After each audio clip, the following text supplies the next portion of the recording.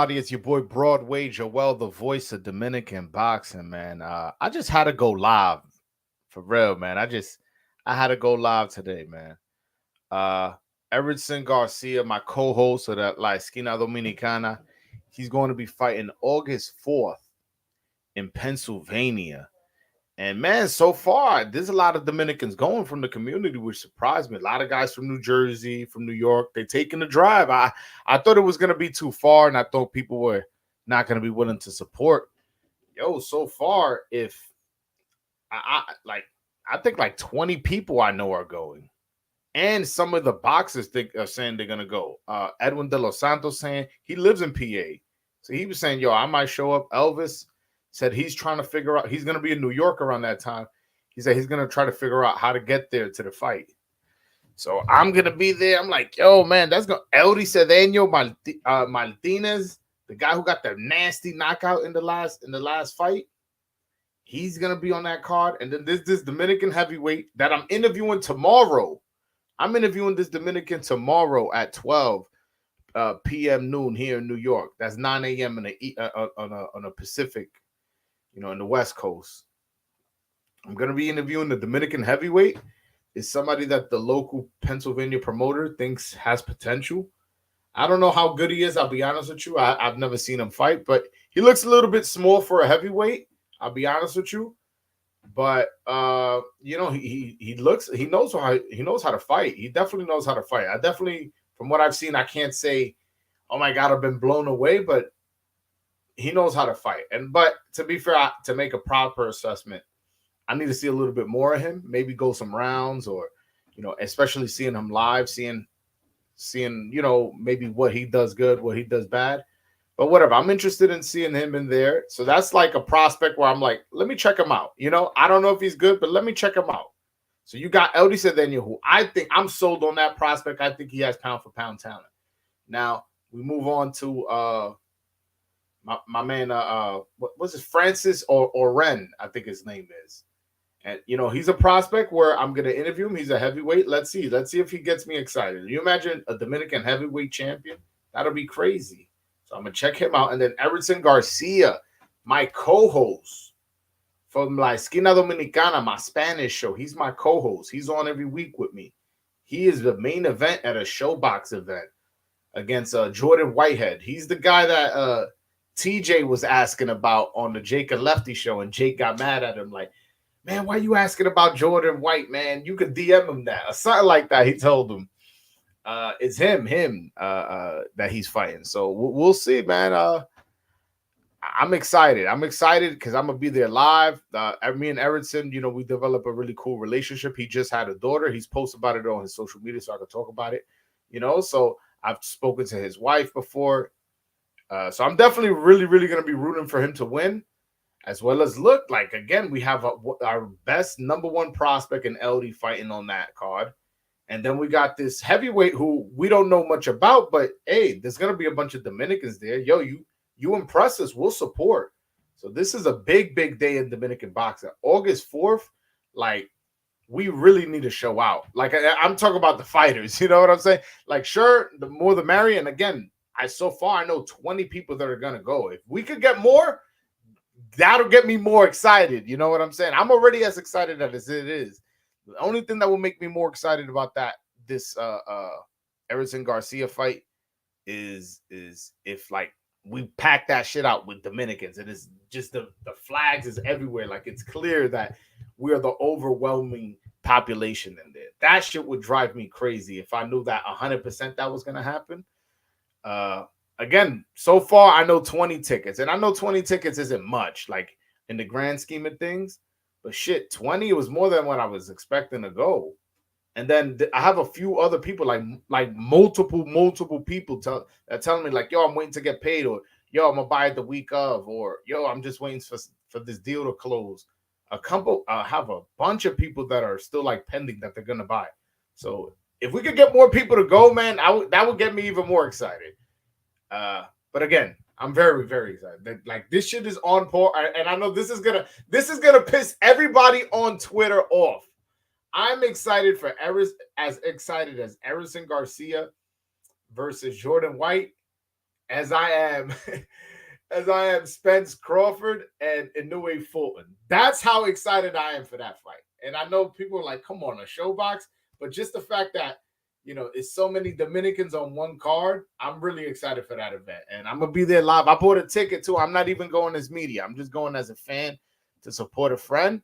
And y'all know I'm gonna get the exclusive if he gets a knockout. And hey, first fight on TV is a main event on Showtime.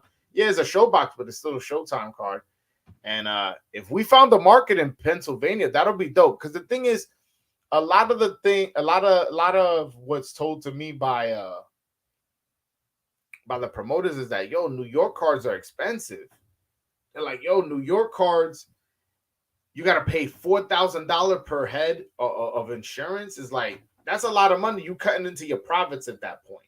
So they need something kind of more secure. In Pennsylvania, they have more lenient rules in terms of like safety, where you don't have to pay $4,000 per head for insurance. It's like, it's reasonable for you to protect the fighters as well as not have to spend all the money on insurance. And again, there's not huge venues in Pennsylvania, at least in that part of Pennsylvania where there's a lot of Dominicans. But hey, if we can fill out that casino consistently, I think it holds. How much does it hold? How much does Wing Creek hold? Wing Creek Hall. Hold on 1 second. Because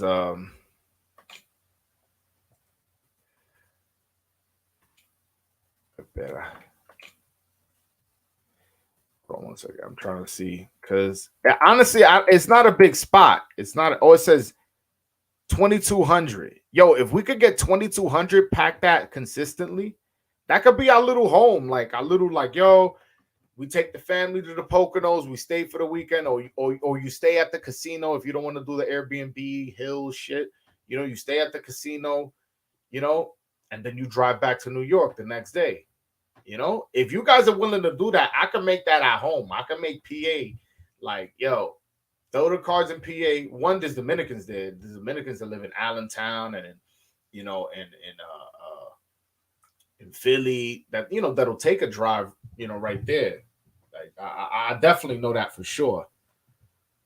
But again, I listen, I'm looking forward to it. This is a fight I'm really looking forward to because you got a heavyweight potential. You got our number one prospect, and then you got my co-host, somebody who I'm cool with, and I think is very talented. And Joan Guzman is very high on him. Joan Guzman is like, man, that kid got talent. He goes, like, people, he's really going to show out. So I'm looking forward to it, man. I really, really am. I really, really am. Who is De Los Santos fighting next? I mean, he doesn't have an opponent. He just fought. And honestly, I think his next opponent did just fight. And that's Frank Martin. I think Frank Martin, he's ranked number 5th. And De Los Santos is ranked number 6 in the WBC. It just makes sense for them to fight each other. Frank Martin just fought a WBC eliminator. Edwin De Los Santos just defended his WBC, I believe he's the Intercontinental champion. So meaning he's going the WBC route. So the only thing that makes sense is they both fight each other. They both have one of those little baby belts, those little, I like to call them baby belts. Like, little Intercontinental, Latino, whatever. So let's see them fight each other. And then the winner of that will be the mandatory for, whoever wins between Shakur and Devin Haney, if that happens, or Shakur and Loma for the vacant, like the win, they'll be the mandatory. There's ways as to there's too many reasons why that fight makes sense. There's too many reasons. So I think that's his next fight. And I think De Los Santos smokes him, man. I honestly, that last performance by both of them proved to me that De Los Santos knocks him out. Because like one of the things that Frank Martin did that was really troubling Michel Rivera was his footwork was really nice, man. And we just saw De Los Santos use his footwork and did a beautiful job outboxing Joseph Adorno, and showed us some skills that nobody knew he had in him. So if Frank is gonna walk around and do all that thing, it's like that's not gonna work for him. Like Edwin De Los Santos' favorite fighter was Vasil Lomachenko. He said that on my channel. So he has studied like that quick feet shit. So that all right. So now I either have better footwork or just as good, and I hit way harder than you. I don't see, and also Frank Martin fights best when he's coming forward. All right, what happened with the last southpaw that was coming forward on him? Raya, what happened to him? You see what I'm saying? Like, y'all don't see how like De Los Santos knocks that dude out, and I don't think that Frank Martin's a bum or nothing like that. I just think that's a bad style matchup for Frank Martin. I'll be honest with you. I think De Los Santos knocks him out. I genuinely feel that. I'm not being biased. I'm not like, I'm not that guy. And I think that De Los Santos knocks out Murataya. Like Murataya is good, and I'm very high on Murataya. I gave him an interview. Y'all know, like, I've been one of the people that's been singing his praises on Twitter Spaces. They know me as the Murataya guy. Like, I'm quick to bring him up. Like, yo, he's nice. He could fight, and he's one of Robert Garcia's next pupils. But right now, if you tell me right now you're throwing Murataya with De Los Santos, I got De Los Santos by KO. Because Murataya does get hit. He does get hit. He's nice. He has good shiftiness, and he knows how to parry. He has great, little moves, but he does get hit. And De Los Santos is not somebody you could just get hit by. Yo, man, I don't want to get it got gory and sparring, man. And by the way, I never seen him spar. I'm just off rumors of what people have told me. That's probably the better way of putting it. You know what I'm saying? So I like it, man. I think De Los Santos. I'm very high on De Los Santos, which I wanted to talk to Nesta Gibbs, my man. Shout out to Nesta Gibbs. I wanted to talk to him about De Los Santos. Like, I saw him like not giving De Los Santos credit for that Adorno win. Like, oh, y'all promoted to me as a what did he say? Like as a knockout order, but then he come out boxing. And I understand De Los Santos should have got the knockout and he should have pressed for it. But I'm not gonna criticize him for totally outclassing his opponent. And the opponent not really being willing to engage. Even at one point was like, yo, that guy hits hard. So I thought that he was a little bit harsh in his criticism. But that's my man. Shout out to Nesta Gibbs.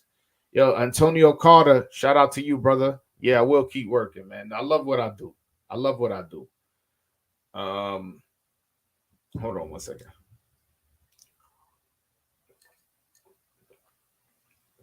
But yeah, man. Nah, man. That's another thing, man. Edwin De Los Santos, I think this kid is special. I just hope he stays focused, man. Stays focused. And because honestly, I'm gonna keep it real. I always try to avoid this question. I think De Los Santos has the most talent to take it the furthest. I think if him on his best day, focus with with the right strength and conditioning coach or whatever, the right diet, training in the right facility where he's gonna be focused and not doing anything. I think he could take it the furthest. I think he has the most skill set to do everything. Now, the most marketable, the one who I could think could take it the furthest, pay-per-view wise, who could be a potential pay-per-view star, and that's Elvis Rodriguez, man. Like, that dude looks like a fucking rapper to me. Like, he's always dressed nice, always with the shades. He got the gold chain. He's from Lomina. That's a Dominican neighborhood that get a lot of respect for producing great rappers. And they produce the best boxers, like Leonel de los Santos is from Lomina, La Maraña is from Lomina, Claudio Marrero, Lenin Castillo, Elvis Rodriguez. Like that's where his hood produced. You know what I'm saying? So he's from the hood that produced the best boxers and the best rappers, and he got the flow, looks fresh. It's got backed by he got a stamp by El Lápiz Consciente. El Lápiz Consciente be throwing him up on his IG, shouting him out. Like, I think he has the most potential to be a star is Elvis. And he's good. I think he's good, man. And a lot of people were surprised he got the knockout. I saw a lot of people going, oh, Elvis decision, including myself. I was like, yo, bro, I was really, really high on him. Maybe I missed on it. And look, he got the knockout. And he put Posto in a really bad situation. Like, I heard he was, he got touched up. Like, I heard his nose was broken with a jab or something like that. And like his nose was really, I don't know. So I liked his performance. I liked Elvis' performance. And again, I think with a few things, if things cracked the right way, I saw him going back and forth with Rolly.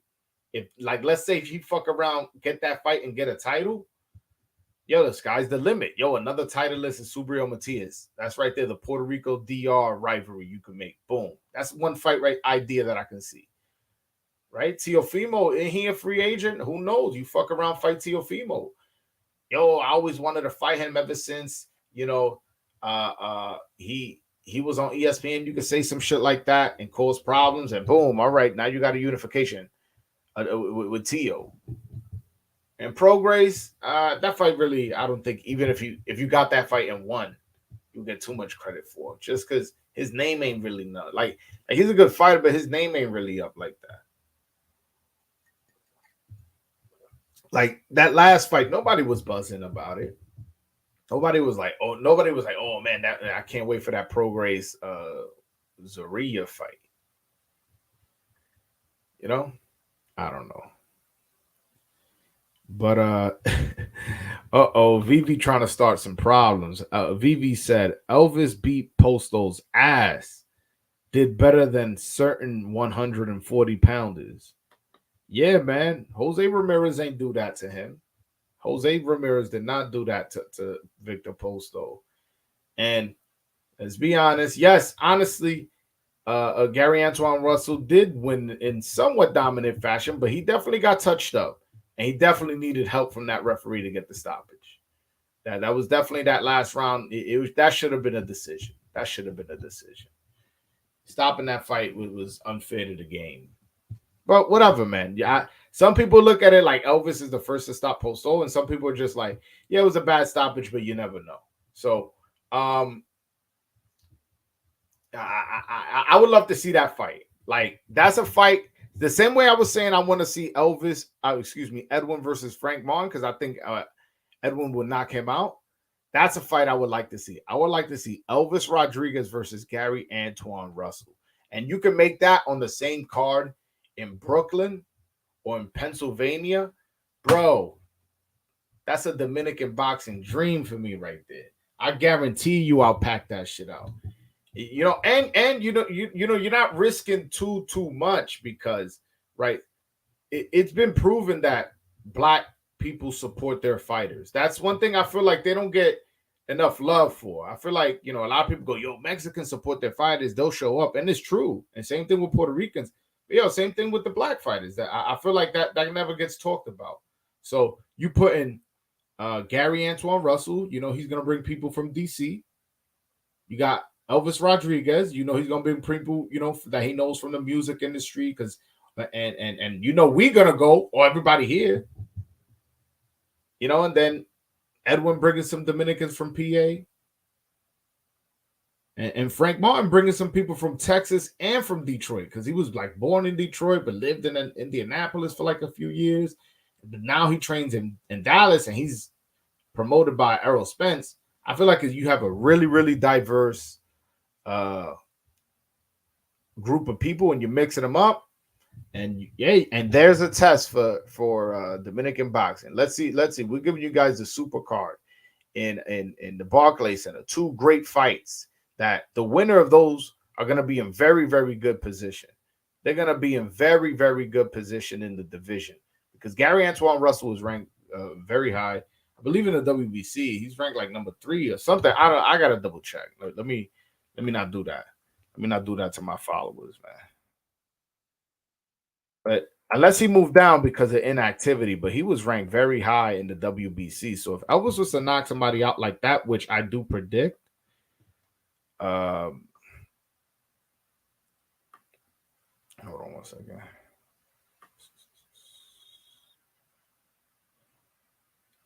Oh, yeah, I was right. Gary Antoine Russell's ranked number 3 in the WBC. Yeah, ranked number 3 in the WBC. And I know Elvis is going the IBF route, but shit, that's a good fight where you earn respect. It's not even so much about the ranking. Like, yeah, obviously, shit, why not go to WBC and IBF route and see which one lands you a fight for a title first? Obviously, you do that. But I think more for the respect of, all right, people are doubting me who I am. Let put me in a ring with somebody then. Put me in a ring with your toughest guy. And I feel like Gary Antoine Russell's having that same experience right now. He's had a couple shaky, couple gift stoppages in a row. He puts out that quote about Pollo, about him being ahead of Pollo. He don't need Pollo, even though Pollo got a belt, stuff like that. Like, that made him look bad. So there's some people that doubt him, and there's some really people that are like, man, nah, that guy's the truth. He's the next big thing. So let's not match. Honestly, they're the same person in their community. There's some people that are super high, and some people that are like, I don't think he's the goods. I feel like the same is to be said with Elvis Rodriguez. I feel like some people are like, man, this kid is the goods. And then there's some people like, nah, I don't think he is. I think he could easily be outboxed. So why not just, fight each other? Let's see. Make that fight happen. Make that fight happen. I think that fight makes too much sense. It makes too much sense for it not to happen. Matter of fact, damn, it's late. I'm gonna text his manager by any chance. I want to see if he'll hop on. Hold on 1 second.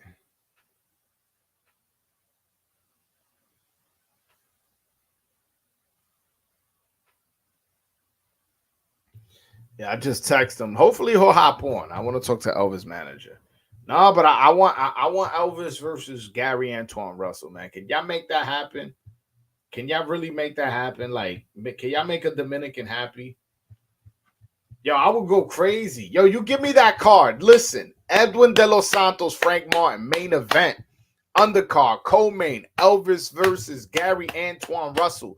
That don't sound like a fucking fight you would go to. Forget, oh yeah, if he's Dominican or not. Just that card, bro. That shit is worth it. You getting your money's worth. Gary Antoine Russell comes to knock you out. Elvis comes to knock you out. Edwin comes to knock you out, although he did it in his last fight. But when the last time he fought an aggressive southpaw, that's what Frank Martin is, he got the knockout. Yo, let's see. Let's make that card. That's a fucking violent ass card, bro. That's a violent card. Like that's something. You spend a little more bread because you're like, you know what? I'm not gonna be. Listen, I've been cheap for all the fights. This fight, I'm actually gonna buy a good seat. That's the fight where you like, fuck it. I want to see that up close. I'm buying 2 wars back to back. I want to be as close to the action as possible. That's that one card that would happen. But let's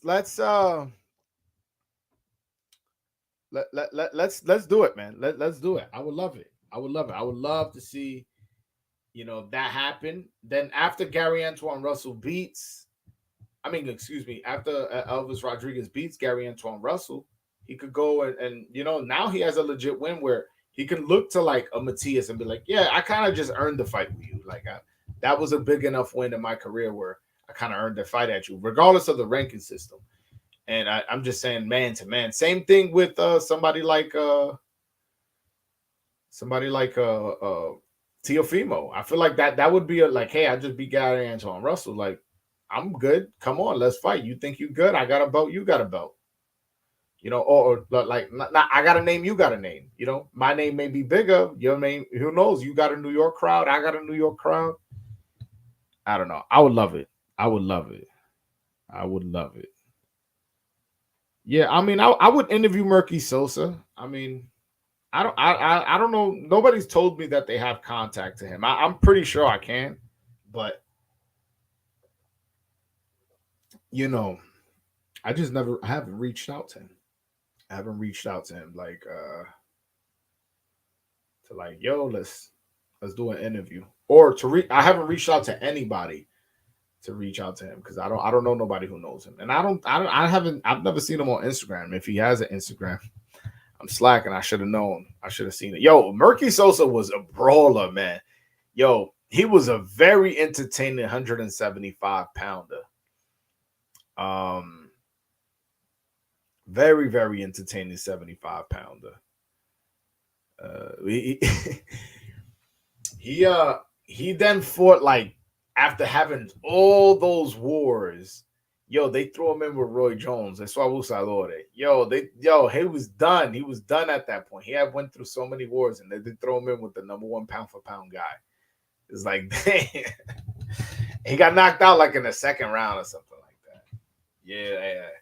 Like as soon as he started getting hit, the fucking referee was like, all right, that's it. Like we're not gonna let this shit get fucking nasty, man. Because he used to be able to take a beating. Like when he would lose, you had to fucking beat the shit out of him. He would really get beat up. He would really get beat up.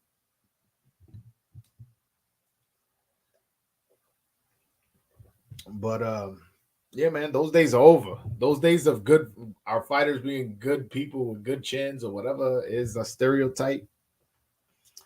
Nah, man, that shit changing, man. That now we gaining respect. We getting upsets and shit. We fighting for undisputeds on the female side. We didn't get the win, but shit, she fought for it, and it was against a girl she beat in the past. So, she does get credit for that win to some degree. But yeah, nah, man. I'm excited as to where Dominican boxing is going. Dominican boxing is dope. Dominican boxing right now is so much. It's so fun to cover because it's at its infancy, and it's like, yo, I found this jewel. Of Dominican boxing about to blow up, and I got all the access to it. I'm the voice of Dominican boxing. It's exciting stuff, man. It's exciting stuff. And again, like a card like August 4th got me going crazy. Got me super excited. You giving me 3 Dominicans, my number one prospect in LD Cedeno Martinez. My number, my fucking heavyweight. Like, hey, you giving me a wild card? We may have a potential heavyweight. Let's just see. And then you got Everton Garcia, my man, my bro, my fucking co-host, fighting Jordan White. I believe this is to defend his WBC. He has one of those belts, one of those baby belts, and another baby belt, the IBF baby belt. I think he's fighting for 2 sanctions, so he's gonna move up on 2 rankings if he wins this fight. First time headlining Showtime. Yo, I'm super excited for that guy, and that's like, to me, I'm getting there as soon as the door opens to as soon as the door closes. I'm leaving. I'm really, really excited for that fight. It's dope, man. It's dope. Yeah. You guys still talk about Murky Sosa. Casa de Boxeo, tú me tienes votado a mí. Yo estoy quillado contigo, Casa de Boxeo. Tú me tienes votado a mí como que yo soy enemigo. Un tigre que me llamaba cada rato, ya me tiene botado, me tiene de enemigo. Yo, I'll put the link up in the chat, man. Anybody want to hop on and just chop it up with Broadway? This Broadway After Dark, man. Broadway After Dark. Just click that link, man, if y'all want to chop it up with me. I definitely, let me text the link to some of my peoples. You know what I'm saying?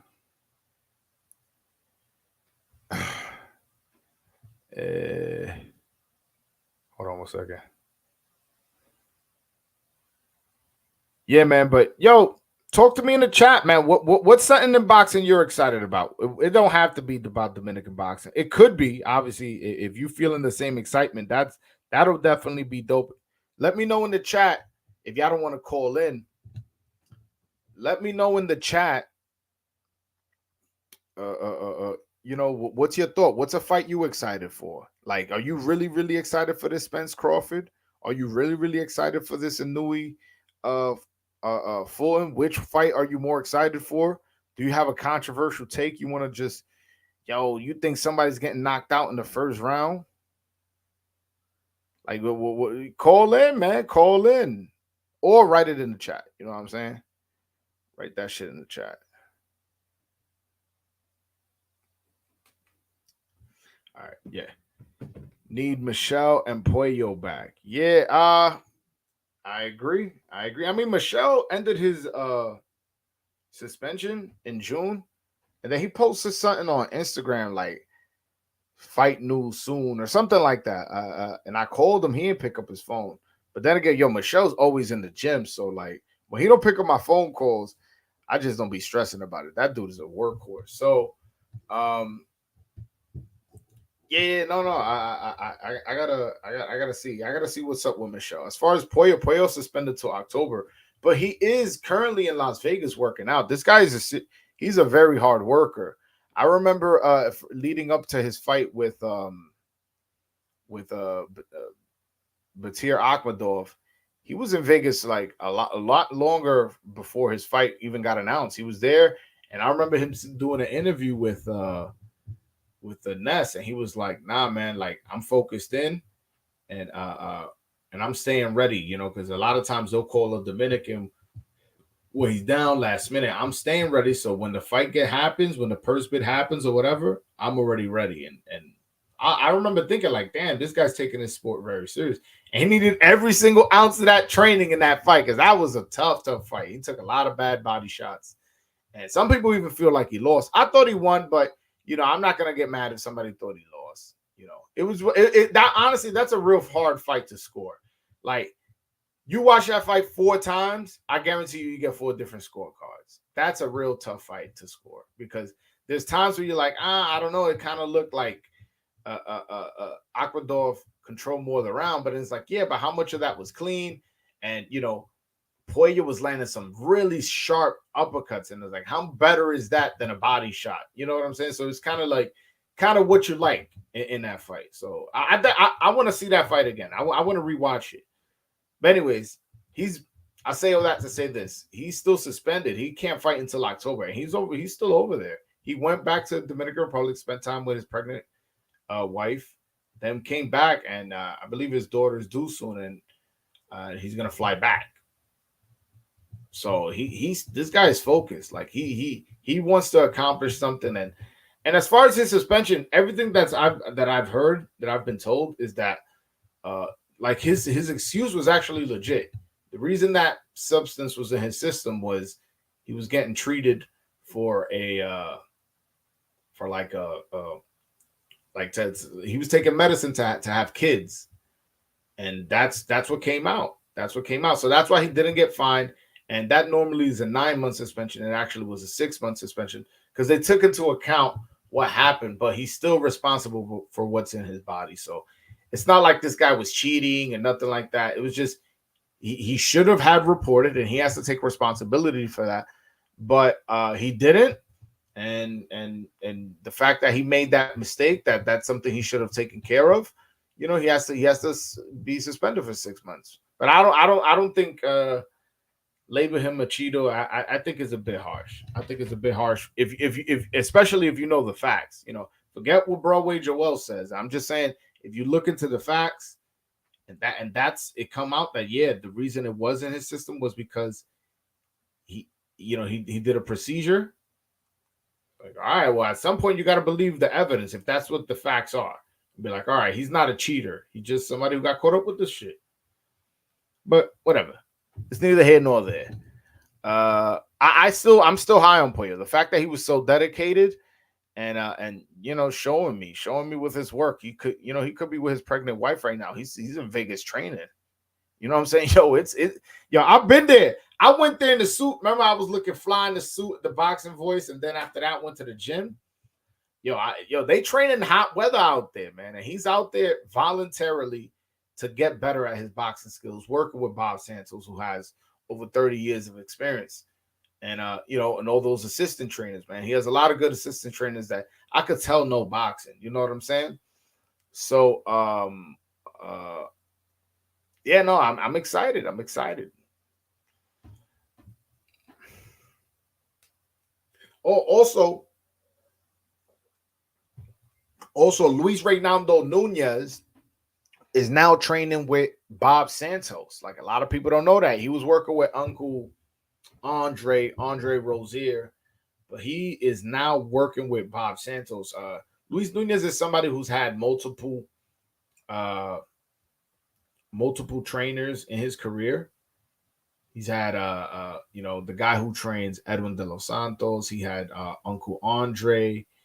He had who else he had? He had a few. And he moved around kind of a lot. And Now he's with Bob Santos. Bob Santos is a good trainer. Honestly, and you hear rumors of him kind of like the situation. I'll say that. I'll say you hear rumors of the situation, and I was like, man, I would like to see him with Joan Guzman. I thought that was like, I was like, oh, like I just had that thought recently, like, oh, that would. How would Luis Nunez look if Joan Guzman trained him? But then he went to Bob Santos. I was like, oh, okay. He went with a good trainer. Like, that's a good trainer. That's nothing crazy.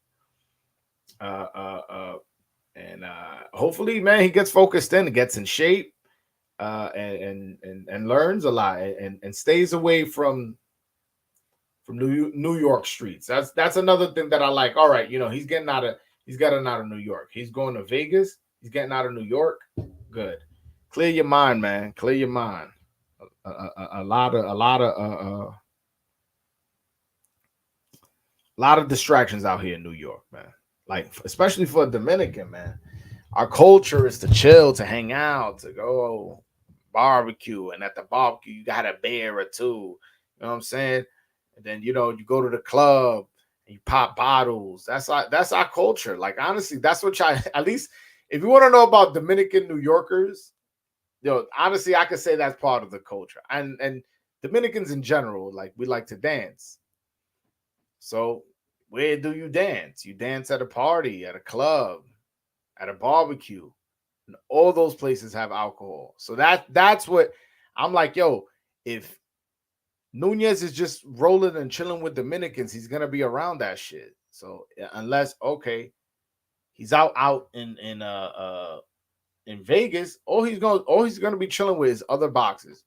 Yo, Mini Pac-Man, he just texted me today. I'm interviewing him tomorrow at 12:30. Tomorrow is a boxing after dark featuring Mini Pac-Man at 12:30 a.m.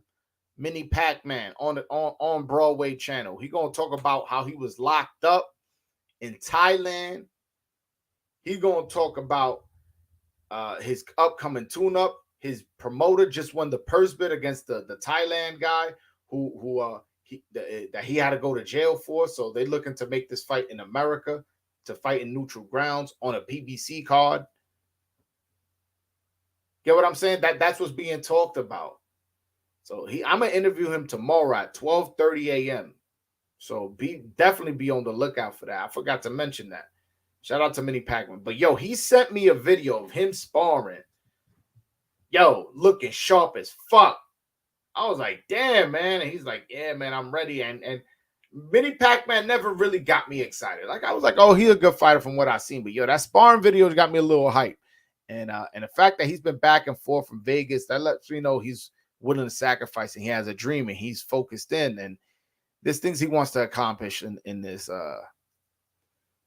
boxing game. And again, yo, he's a Dominican southpaw. Yo, this is the era of the Dominican southpaw, right? Am I bugging? Yo, Puello, say what? Listen, I already talked about. Honestly, I don't look at it as a drug treat. He messed up on the paperwork with the whole. He was trying to have kids and didn't file for it. But we got Puello, who's a good fighter. Say whatever you want. I think he's a really good fighter and he's very dedicated.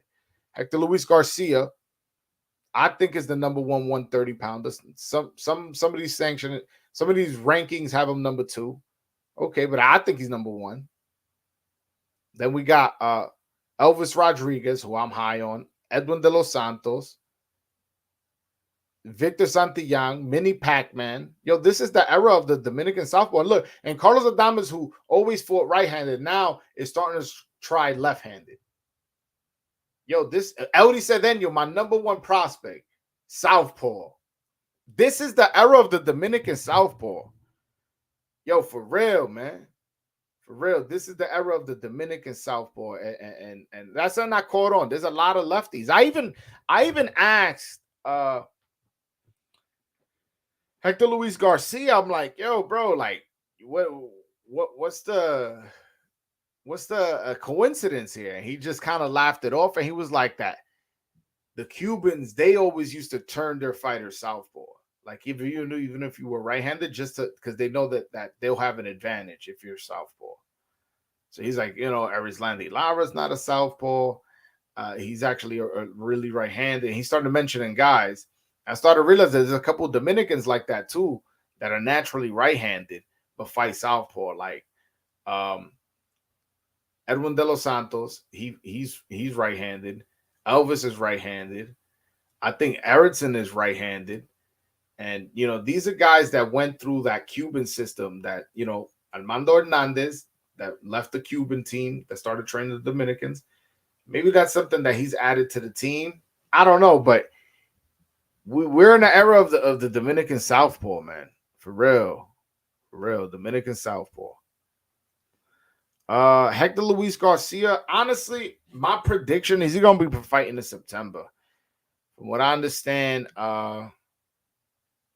like they need more time. They need more time. I heard I think Hector Luis Garcia filed for an extension because he got an injury or something. So for the fight to happen at a later date. He just posted like last week a video of him training with Bob Santos. He's already in Las Vegas training. But I don't know. He kind of just got there. Hey man, you gotta call it how it is, man. He kind of just got there. So I don't know. We'll see.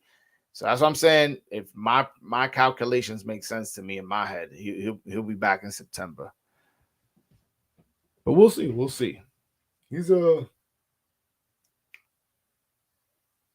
good fighter. He's a good fighter, but he's 31. He kind of already won a title. He got a big bag for the tank. Not sure how motivated he is, man. I don't know, man. I don't know. But hey, he's over there in Bob Santos' hands, and Bob Santos, man, it's hard not to get fired up with him, man. He's always there with some sayings and motivating and screaming and yelling, and he always gets his fighter in shape, man. That's one thing that everybody tells me. Yo, he gets us in shape, which is a shame that Carlos Adames kind of showed conditioning issues again. That was a shame because, Bob Santos' track record is that he's good. Like, I remember Hector Luis Garcia, he was like, yo, that was the best training camp I ever had. He goes, yeah, I lost, whatever. He goes, everything went right. Bob Santos did a great job. So, the fact that Carlos Adames got tired, I was a bit disappointed. I'm not sure what happened there. I kind of wanted him to. I don't like him doing southpaw. I'll be honest with you. I don't like him going southpaw too much. That's something that you do if right-handed is not working. That's what I want him to do. I think he was doing too much southpaw that he wasn't comfortable doing orthodox. I don't know, man. I don't know.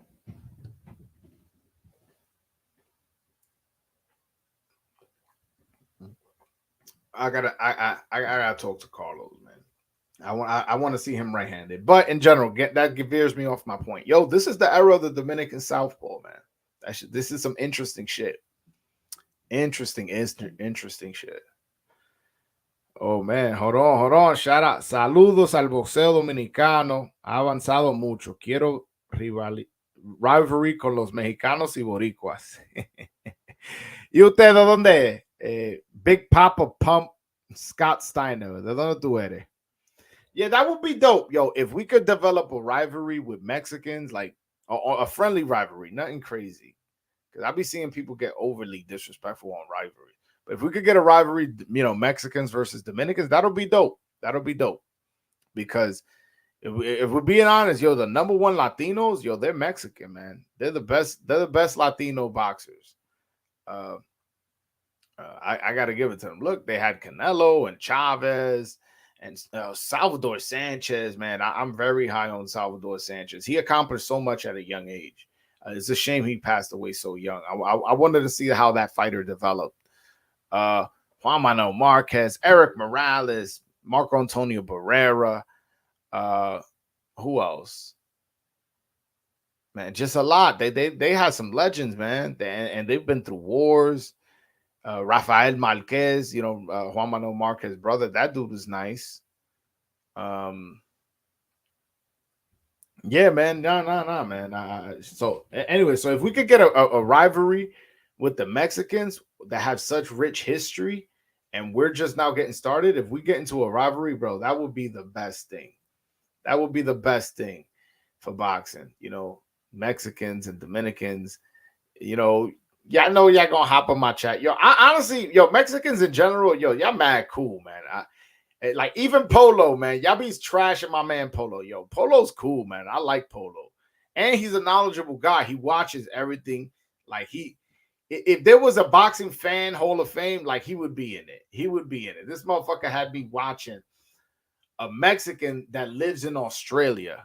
I'm like, yo, bro, you got me watching a Mexican that lives in Australia. Like I couldn't figure out, like, how did this even come across your page? Like, and he put us on. So I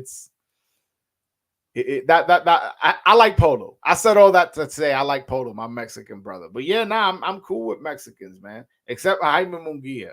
Jaime Munguia, that's the only Mexican I don't like, and it's not because he's Mexican. I'm a Canelo fan. You know what I'm saying? These are all legends that I just mentioned. I just don't like Jaime Munguia. Or what's his name? Pitbull Cruz. I don't like him either, man. They avoiding fights, man. Like as a boxing fan, you understand as a business, but damn, at some point you got to fight somebody. Like Pitbull had that decision loss to Tank. Got offered Michelle Rivera, Edwin De Los Santos, Frank Martin, Shakur Stevenson, Ryan Garcia, and turned them all down. It's like, damn, bro. Like, you turning down big opportunities. It's like, it's crazy. And Jaime Munguia, listen to Jaime Munguia's list. He ducked Janet Beck, Andrade for years because he was a WBO mandatory for years. So Andrade for years, Carlos Adames. Like, you get what I'm saying? Like, and these are the guys he's fighting. Like he's fighting fucking Deverenchenko at 168, and many people thought he lost.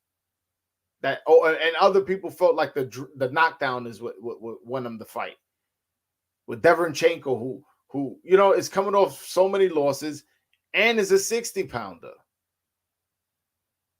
Like, come on, man. Like, those are the two dudes I don't like. That, you know what I'm saying? And it's because, like, at some point, like, come on, you duck Janet Beck, you ducking Adames, you ducking Andrade, you just ducking everybody. Where's my? Hold on. I'm talking Jaime Munguia. Hold on. Don't leave.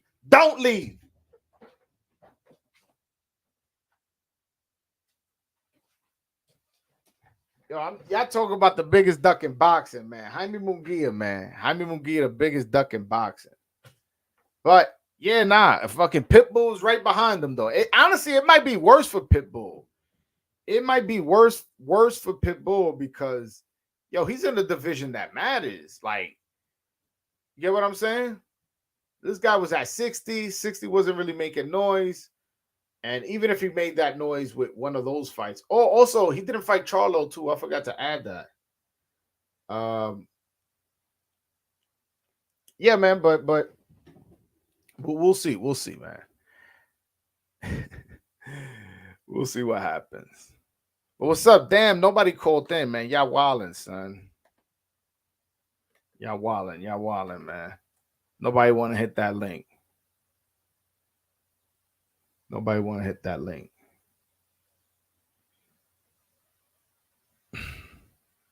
By the way, only the broke people watching this, man. No super chats either. Only this for the brokies. The motherfuckers that don't gotta be up in the morning. I actually do gotta be up in the morning, but I want to get some shit off my chest, man. Just talk with my people. Just chop it up. And honestly, the reason I went live was because how excited I am for August 4th. The fact that I got there's 20 people that's gonna be there with Dominican flags. Y'all don't understand how loud 20 Dominicans count for like fucking 100 Americans in terms of noise. You know what I'm saying? So the noise definitely gonna be there, man. And who knows, man? It may be more than that. Maybe somebody who's seeing this was on the fence about taking a drive and staying at the hotel, or taking a drive and renting an Airbnb and going, hiking the day early in the day and then going to the fight at night. I don't know, but I would love if let's just say so I got some people excited to go. That would make me even happier, man. I would love to see that shit packed again, especially if it's not too much of a hassle. If you live in Jersey, New York, it's an hour and a half, 2 hour drive. I think it'll be cool. I think it'll be cool. Yeah, that is a good point. How did Munguia become a draw? Honestly, he scored that upset win over Saddam Ali. And honestly, in general, people love upsets. Like, yo, De Los Santos, the reason I'm such a De Los Santos fan is because he scored that upset. The reason I'm such a Hector Luis Garcia fan is because he scored that upset. You get what I'm saying? Like, upsets really excite me. Like, so I think that's exactly what happened. That upset over Saddam Ali when nobody knew who Munguia was. People fell in love with him. Like, yo, bro, this my guy. Especially if you put money on him. He was an underdog. There's that to it, too. You know what I'm saying? And he's from a party city, too, right? Isn't he from TJ? I believe he's from Tijuana, and like like that area is like known for party, and so hey, somebody from my hood is, yo, we're gonna go party. I think he has that kind of press around him. I mean, I don't know exactly why. I would need an interview. I like Polo need to come on. Let me send a link to Polo, man. That's my Mexican homie, man. Hopefully he's on.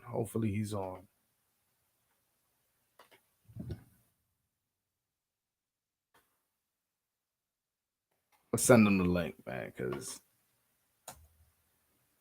I love his biased Mexican ideas, man.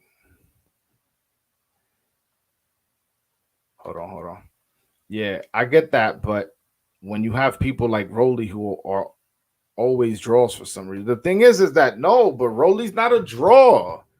Yo, Rolly draw with fucking Tank, and then his next fight was in the Cosmopolitan. But like, when has he sold anything? Yo, fucking Elvis probably had more people there than Rolly. Remember, Elvis came on the show, on my Spanish show, where he was saying that, yo, he had a lot of people there, and they were the loudest ones there, and that that they made noise and all this. I don't know, man. I don't know. Rolly ain't a draw. I haven't seen him sell out anything. You know what I'm saying? It's a shame that a guy like that gets in position. See, like that motherfucker became a fucking champion through corruption. Like, yo, what they did to Jackson Mourinho was that was horrible, man. They robbed the poor kid, and his career kind of just fell apart after that. He was a good fighter, and even if you watch the Frank Martin fight, he gave Frank, like, he pushed back a little bit, and he took that fight on short notice. I think Jackson Marines is a good fighter, but I think that robbery kind of like really messed with his head. Then he started trying to bang with Comey instead of boxing. He got knocked out. It's like, I don't know, man. That's that one robbery. I don't know if that's why. And I also don't think he's good, man. I don't think he's that good. He's okay. It doesn't excite me. Did you feel Saddam Ali was overrated or fairly rated? He had a lot of hype coming out of New York City. I was never high on him. Like, I was never like, oh shit, like this dude is the truth. This dude's next up. Nah, I never felt that way. Like, he had a little buzz, but I never heard people talk about him like that. Like, yo, this dude is nice. Like, he's about to take over. Nah. Yo, Polo, I sent you that link, bro. Just click that link, man. I was about to go to bed. I'll see you on here, man. I want to talk to you for at least 10 minutes. Give me 10 minutes of your time, man. You ain't doing shit anyways. Yo, hold on. It's a little hot in here. Let me open the door. I put the AC on, but I left the door open. I left the door closed. Whew. Polo, hit that link, bro. Hit that link. Yeah, nah. Saddam was a good amateur. He won like the New York Golden Gloves a few times. But honestly, the fighter of that from the amateurs that I remember that was getting buzzed up back in that 08 class was Daniel Jacobs. Like that's the people that people were like, yo, this kid is gonna be nice. The 3 New Yorkers that they were like, yo, might be the next up is him. It was Danny Jacobs, Saddam Ali, and some guy that used to train with me. He was from Ozone Park, Will Rosinski. He was like another New Yorker being promoted heavy, but he fought Kelly Pavlik too. He never became champion, but he fought Kelly Pavlik. He's been on the show before actually. Yo, Broadway, what's up, man? What's going on, my brother? How you doing?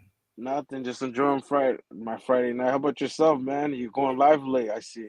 Yeah, man. Today's just Broadway after dark, man. Man, yo, I need to have you on every now and then, man. I like when I have conversations with you. You make me Yeah, laugh. definitely.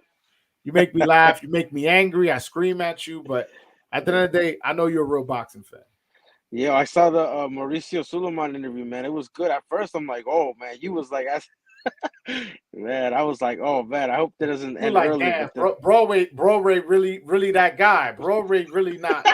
He's not just tough on Twitter. no. No. I knew like it's not that. It's just the fact that you went straight forward. Like you were asking the questions that you were like, and he was probably like, he didn't expect you to ask those kind of questions. Like, oh, I didn't expect him to ask me like, yo, did he show you proof? And I'm like, yo, Yeah, man. Yo, do you have documentation from a psychiatrist? I'm still not sure of the answer. yeah. Does I have mean, the hey, answer. bro, It, yeah. it, it was so suspicious that I'm still not sure based off on how he answered it. I'll be honest, I'm still not sure because he was kind of like, yes, because he was kind of interrupting me, not let me finish the question. He I was don't trying to think be he careful of what properly he heard said. what I was Yeah. asking. And No, I think what it was, and I bro. don't think it's true. I don't think it's true. I think he was trying to be careful because he can't legally. I don't think he could tell you if he did or not. But like, he was just trying to be careful, like what? No, Because well, he said, yeah, no, just to say yes, we have documentation. That's not, yo, it's public record that I he's know saying, oh, that mental illness. I'm asking him a question about what he's talking about. He's the that. one. Yeah, that was. I didn't know he had mental illness until Mauricio Suleiman said it. So if you saying it, I'm gonna ask you why you saying it. Yeah, And do man. you He's have always. proof? And do you have proof? I'm a journalist, Polo. Yo, bro, Polo, don't fuck up your audition, bro. Don't, yo, you already fucking up. What's up with you, Polo? What I do? Yo, you trying to flip the narrative. No, how am I flipping what narrative? You know what I'm talking about. What's good though, No, man? How you been? no, good, bro. It was all yeah, everything's been fine, man. Just chilling and stuff. Yeah. Nah, that's what's up, man. How excited are you for Nui Fulton and Spence Crawford? Very excited. I'm very excited, bro. Still can't believe it. To be honest, as a boxing fan, I knew the fight would happen, but it's just kind of weird because it feels so long. Like this is a fight that was being talked about in like 2018, and now it's finally happened. I just can't believe it. Like we're getting both fights in the same week, one on a Tuesday and one on the weekend. So it's hard to believe, to be honest. Because I'll be honest, like, did you think the fight will happen, or is it like what were you? I mean, I like the one thing that once I saw Spence put he put like a gif that's like he's gonna spin the block. It was basically like somebody hanging out the sunroof, like, oh, he gonna spin the block, like he wants to renegotiate after this guy takes his tune up. That made me that made me feel like, oh shit, like this guy still wants to go back at it with the negotiations. So, hey, man. And by the way, for the people that were criticizing Bud Crawford for the way he was doing business and he didn't know nothing about business and he needed to learn his worth and that the fight's this, listen, Errol Spence had told at the press conference, he was like, we made a lot of sacrifices and we gave him a lot of money. Like, that's why we're not doing the bet of $1 million. He's like, we already betted enough where he got more than he deserves. Something like making it seem like, all right, Bud Crawford did win the negotiations. Like Man, that's crazy, he got bro. paid exactly what people were saying he's not worth. Yeah, that's crazy how he won at the end in that business side. Because remember, like I heard rumors that no guaranteed, and people were saying he don't know what he's. And then at the end of the day, he Yeah, got at the his end of the way. day, he gets everything he wants, and he's the fighter with a less layoff. This guy's coming off a year and a half. You tell me that's not going to play no effect? Nah, I think I don't know. I've seen Spence. You know, we seen him come I don't know. layouts. But I Spence, thought, yeah, hold on. Spence, when I saw Spence in at the Frank Martin Michelle Rivera fight, he looked big. It ain't look like he's been in the gym the whole time. You did, Polo? yeah, I'm here. Yeah, he looked big. He ain't look like, oh shit, this motherfucker's still in the gym. Like he ain't look like that. Yeah, man. It's just you gotta understand. Remember with Ugas, we thought he might have lost that because of the layoff, and he proved us wrong. I mean, I thought he could have got an upset that fight because bro, he was coming off the car accident and the layoff, and dude, he beat the. Yeah. Nah, but So I, there's only so many times you could do that. And you're gonna do it at the highest level. I mean, he's proved us wrong. I mean, I think he'll be fine. What I think is gonna happen, I'm picking Crawford, but I'm gonna bet money on the draw, man. I'm telling you, in big fights, bet the Yeah, draw because you'll yeah, make the odds. You don't really make because Crawford's a favorite. It's not by much, so it's like bet the no, draw. you're right. You're right. That's a good point. I like that line of thinking, to be honest with you. I like that line of thinking. Um, make some bread. Nah, especially do you think Crawford could get a fair decision? Man, I don't want to be negative. Vegas. You know how people look at Vegas. I don't want to be negative, but like I feel like it's gonna be tough. I'm gonna be honest with you. Like technically, Crawford is the A side. He's the one with the 3 belts. He's the younger guy. I feel like depending on like if he beats him wide, he'll get a fair shake. But if it's close, it's gonna be a draw or it's gonna be Spence's way. I don't want to be negative, like as a boxing fan, but Yeah. Crawford's gonna have to work for it. Just know that Crawford's gonna have to really like he's gonna have to win decisively to get that. And they got a rematch too. So like the fight has to be close or there's no point for a rematch. Yo, Because what I I asked Errol Spence. I asked Errol Spence in our interview. I was like, yo, bro, are you is the rematch closed at 154 or 147? He refused to answer. He's like, man, you ask a lot of business questions. Because before that, I asked him what was the split. What was the split y'all agreed on? And he was like, that's if you don't know by now, then you're not gonna get that from me. That's what he said. And then the next question I asked was, all right, is a rematch at 154 or 147? And he was like, man, you asking too many business questions. And then the whole fucking like little scrum of reporters laughed. And then he went on to another question. I was like, I don't feel like those are questions. Maybe the money split, but the last question I don't think was too bad. I think that's something he could have told me. What do you think?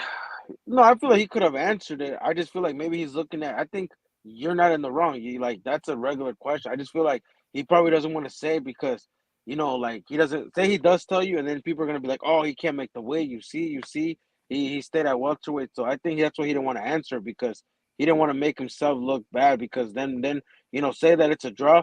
Then the next rematch is not gonna be for no belts basically because like. It's not at 147. So I have a feeling it's at 154 to be honest. Like I feel like it's gonna be at a catch weight. I think it's at 54 as well. I'll be honest. I think it's at 54 as well because I remember Crawford was looking at fighting at 54 anyways against Charlo. He was mentioning Charlo's name. Oh, he's undisputed. After I become undisputed at welterweight, I'll be undisputed at 54. What better way that's to not gonna happen. No, I know, not anymore. I'm just saying at the time, what his line of thinking when during the negotiations. Yeah. No, I mean I like Crawford, bro, but one thing is, you saying it and the other thing is you doing it. Like that's not an easy test. That's a fourth weight class. Charlo's not some guy, he's not Julius Ndongo, so like I don't know, that's a hard test to be. I think he could probably like if he goes up maybe beat some of those 154s, but he's gonna be at a disadvantage, bro. Only skills could take you so far, man. Those guys are gonna. Can you imagine him, Castaño? He could probably outbox Castaño, but bro, imagine Castaño just like trying to rough him up, like or like Fundora or like guys like that, like Tim Zoo. Yeah, I don't know, man. Fucking, he'll fuck those guys up. Now, You think Charlo, so? I don't know. I think, yo, you're gonna come at Terrence Crawford. He's the best back foot fighter currently in all I of mean, boxing. Castaño win up Charlo, bro. And that's Charlo. So I think if he got a Charlo, I think he can get Crawford. Obviously, I think Crawford beats Fundora. He'll beat Tim Zoo, but it's not gonna be like decisive. They're gonna be closer fight. It's just gonna be harder, bro, because the extra weight, extra Nah, 8 listen, pounds. I think he beats everybody at 54 except Charlo. You think so? I think he could beat everybody except maybe like the top two. I feel like the top two, three, Tim he'll. Tszyu, you think Tim Tszyu will get him? Yeah, I don't know because his style is kind of tailor made for Crawford. The only thing I'm asking is because like he's up there in age, extra weight. I'll favor Crawford, but I wouldn't be shocked if Tim Tszyu won just because of All right, so size and who's the number two? You said the top two guys. All right, you said Charlo is one of them. Who's the other one? um. He beats Fundora. He beats Oh Fundora. yeah, Pandora. How about him Tim and Tszyu. Charles Conwell? Ooh. I don't know, man, because Charles Conwell in that fight with the barrel, like, I don't know. I have to give Crawford. Damn, I'm trying to. This is 154 stack, but there's not like names. Like, I don't know. There's, man, it's kind of like, Yeah, damn, hold not on, hold looking at on. it. I just want to shout somebody out, man. It says greetings from an African living in Amsterdam. That Mauricio Suleiman interview was excellent. Finally, someone with balls.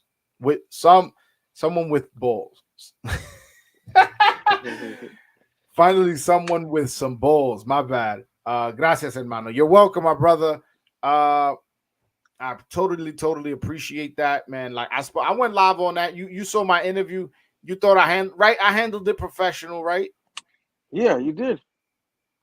Yeah, man. I handled Definitely, bro. No, I liked it because you asked the questions that nobody else, like, you got straight to the point. Like, he answered, like, basically all the questions that people had, he answered in that interview within 30 minutes. So I liked how, like, you got to the point. And under 30 minutes, that was impressive because he, told us about what fights are next, who's a mandatory, who's, No, he told me like, how the rating system gets made. He told me yeah. the history of how it got started. Yo, all that in 30 minutes. That was a really good interview, man. That was a Yeah, really then good he interview. told you, he kind of explained to you the Russia situation, which was like, whoa, that's kind of Yeah.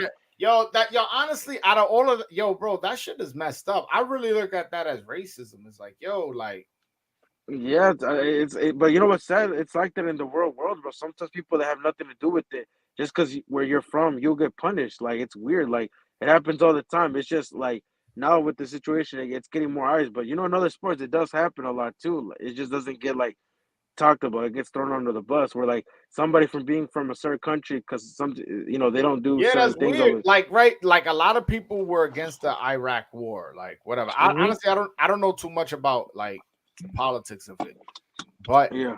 like America apparently did something that wasn't good, but like we didn't ban American fighters from fighting for titles. Like, we're not responsible for something like that we did not do.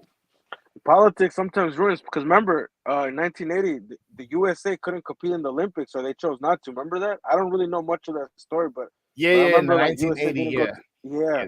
imagine all the people that like that was their year to like medal. They didn't get to medal because of that No, situation. a lot of people say that's why the '84 team was so stacked. It had Evander Holyfield, Holyfield, Whitaker, Meldrick Riddick Bowe, Taylor, Whitaker, Meldrick Taylor, Mark Mark Breland. Breland, Like, Breland. that's the, to me, everybody talks about 76, and I think Sugar Ray Leonard was the best team. Like, he was the best, but I don't think they had a better team, You got 84 was stacked. you 84 got was stacked. Pernell Whitaker, Evander Holyfield, and Riddick Bowe on one team. Major Taylor too, and then they had this little flyweight Gonzalez. I think his name. He didn't really become good, but he was a good amateur, and they had others like that were there too. Bro, Like that Olympic team was crazy. And for the real, man. bronze that first look, the bronze that what's his name?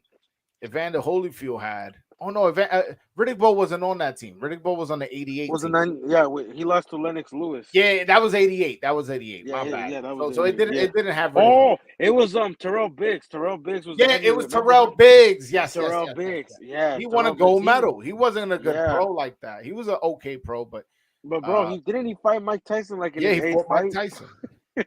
I mean, that wasn't a smart idea. Nah, I mean, hey, shit, I'm sure he got paid handsomely. Yeah, he was undefeated at the time. Yeah, I know. That's just crazy because everybody thought like he was gonna be like the next, and then Riddick Bowe took that spot when he was Olympian, like they actually medaled and stuff. That Yo, went you on ever to be seen cool. the Olympic fight with Lennox Lewis and Riddick Bowe?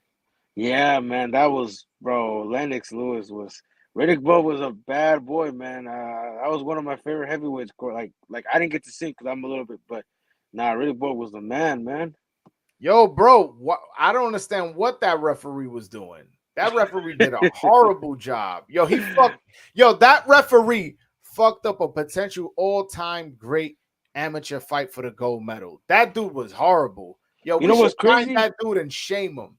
For Everywhere we real. go, we should just shame him. How bad Shame of a him. refereed fight was that? You That know what's didn't do crazy? that. Yo, that didn't do neither fighter good because neither No. fighter really feels like they really like Riddick both feels like he got cheated, and although Lennox Lewis, he acknowledges his win and stuff like that, he always gonna have people that are gonna devalue it because they're not gonna like what the referee did.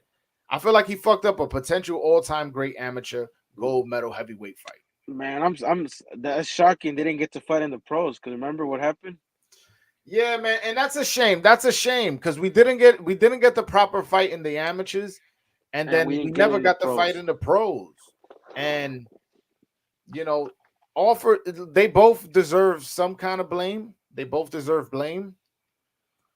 But I'm not like the narrative that Riddick Bowe ducked is not true. It's not true. It's not true. You got to look into Yeah, you got to it. look You'll through the understand history. why. Like if Yeah. you really dig deep, like I know it looks crazy with him throwing the trash in the can. It looks like he vacated not to fight. That's how it looks, just if you look at a picture. But if you really dig deep as to what happened, he was trying to make the fight. There was a lot of politics behind it. And but at the same time, they both deserve a little bit of blame. They both deserve blame for that fight not happening. I would have picked Bo. Who would you have picked? Riddick Bowe. Yeah, I like Riddick Bowe. I feel like he can punch. He had a good chin, and he was a good combination puncher. Yeah. And he had that dog in him. We seen that dog in him in that Holyfield fight. So when shit get rough, it would have been a lion versus a dog. You know what I'm saying? Wasn't it him that fought Gonzalez, right? Where he knocked him out? Remember Gonzalez? He was the Cuban heavyweight that would wear a cowboy hat. He was like mean. Like he had this mean I like don't know. You talk about the amateurs? no pros. Gonzalez, that's what his name was. Oh, nah, Gonzalez. I don't know about him. I don't know about him. He was Luis Ortiz before Luis Ortiz. Yo, what's up with your boy Frank Sanchez, man? I went to the Barclays Center and I saw him fight. And For he real? looked How was impressive. it? Yeah, I like him, but the only thing it's his style, and he's kind of small, bro. Like he's gonna be the thing that helps him is he's small, but he can move, so he has an advantage. But when he fights guys that can No, but match he has long reach, right? What's his reach? I he's remember 6'4". Like yeah, look up. He's not that big, but man, I seen him fight a couple times when he came here into the Armory. He fought Bazell. Like he's talented. I just wish, damn, like he was a bit bigger, cause like he would be. No, but he's Whoa, not small though. Like I wouldn't say he's a small Bro, heavyweight. can you imagine him against like Zane, Joyce, Fury, Joshua? I mean, I think he could beat some of them. Fury, obviously, that's gonna be a hard one. Fury takes that, but like, He's 6'4", 78-inch reach. All right, so that's long arms, but it's not as long as I thought it was. Let me see how much he weighed in his last fight. Bridgerweight, he could probably make Bridgerweight. He probably can't. Nah, I don't know. He's big. Let me see. I think 235, I think. I think he's 236. like in the 240s. Check, yeah. Damn, I don't know. They don't got the weight on BoxRec anymore. They used to have it right, like what they weigh and stuff. They took it out, I think, because I haven't. Yeah, I'm like, yo, damn, yo, BoxRec. Whoever bought this shit, man, give it back to the people you bought it from. Wait, they just bought it recently. It changed owners or something. No, I'm just being funny. Oh, okay. I was gonna be like, wow, no wonder, because like it showed you the weight. Yeah, why take away the weight? I don't get it. Yeah, no.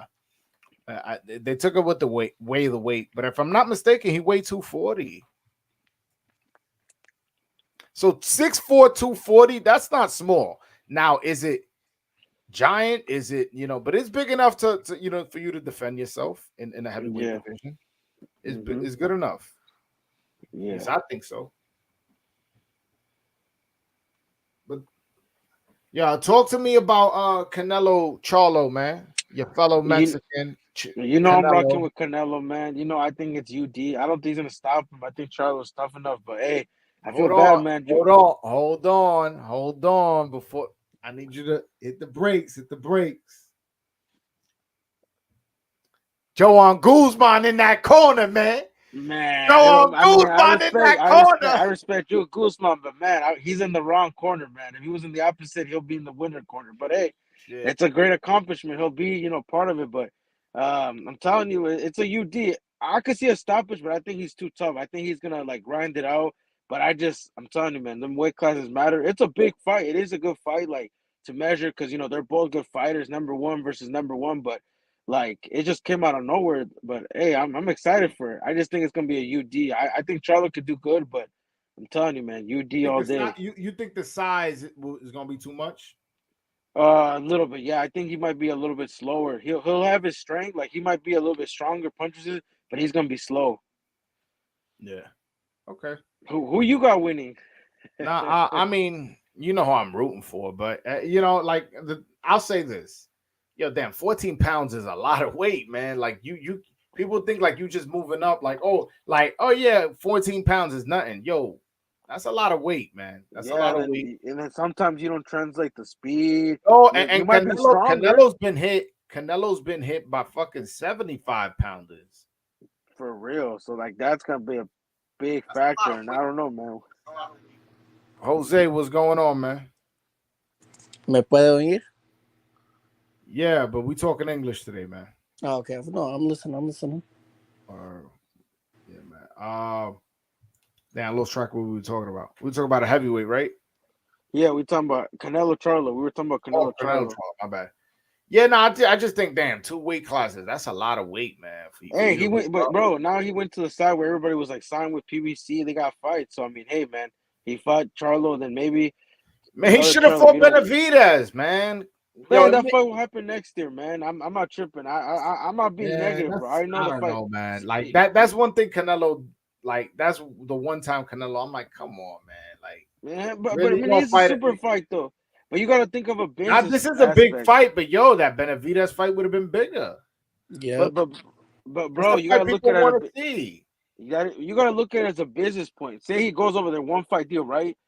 David, like they have something invested in him.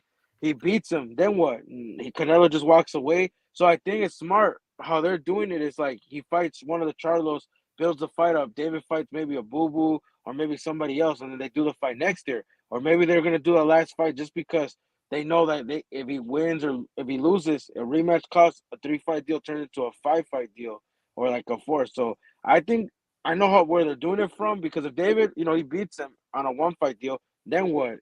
Then what now? Like I don't know. I like the move because it's a 3-fight deal. Nah, I He'll don't be know. in I there. just once I heard Canelo was going to PBC, when I heard the rumblings, I'm like, yes, we're finally gonna get the Benavidez fight. You know what I'm saying? Like, I feel like this is the year we finally got. We got a new full, and we finally got Spence Crawford. We finally got Benavidez Plant. Honestly, that was a fight I always look forward to because of the rivalry. We finally got that. That took a little bit of brewing to happen, and then I'm like, yo, if we get Canelo Plant in this, Canelo Plant, Canelo Benavidez. Canelo Benavidez this year, I will go crazy. But then it's like, damn, Charlo, and that's his last fight for the year. Yeah, the next. I mean, there's always next year, man. The world's not gonna end next year. We'll But see. come on, man, I want it now, bro. I'm a boxing fan. Yo, why? Yo, boxing fans are the fans that wait right there. We're gonna give it to you when it's ready. It's like, nah, bro. At some point, us as customers, gotta scream out to the promoters and go, yo, that is true though. Yo, but I have a question, man. After that, that's what. My bad to cut you off, Polo. No, that's you why I'm always bro. like, you're passionate, like yo, bro. Let me fucking talk, bro. Anyways, that's why I'm always telling the promoters, put the Dominicans in New York. Because at the end of the day, I'm a fan. I'll be paying for my tickets. And then when I go as media, I behave like media and I get good coverage. Bro, I'm telling you, bring an event to New York. What event do you need to bring to New York? Edwin De Los Santos versus Frank Martin as the main event in the Barclays Center, right? And then on the co-main event, you got Elvis Rodriguez versus Gary Antoine Russell. Make that happen. Make it happen. Make it happen. Opener, that's what Eric the fans Rosa. want. That's what the fan in me is saying. I have my integrity with the journalism and all that. Go to BroadwayJoel.com, buy a shirt. But You know what I'm saying? As a fan, that's a card I feel like the Dominicans will really show out and support. I got Dos Santos. If he boxes the way he boxed the last fight and Yeah. he's active, he beats Frank Martin because bro, I'll give him that German guy wasn't a bum. If you knew boxing, you knew that guy had a chance to beat him.